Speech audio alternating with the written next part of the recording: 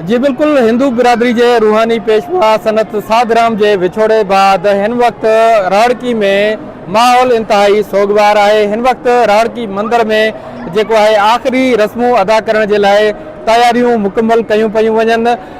मां यो तवाके बुधाइंदो हलां त हिन वक्त इंतजामिया के तरफा हिन जे खानदानी जरिया हैं उन्हनि जे तरफा असांखे इहा मालूमात मिली है त अज शाम 5 वगे सिंगापुर में सनत साधराम जो मड़ है वो पाकिस्तान के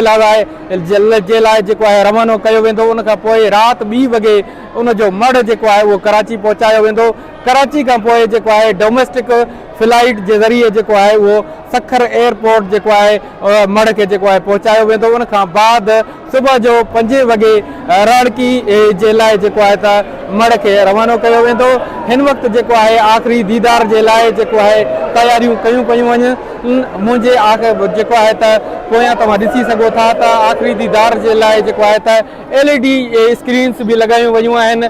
तव्हां मुझे अक़ब में या मुझे पस मंज़र में ॾिसी सघो था त काफ़ी तादाद में हिंदू बिरादरी से लागापियल जो अक़ीदतमंद वे पहुंची चुका हैं। अक़ीदतमंदन की जी आमद है वह जारी है।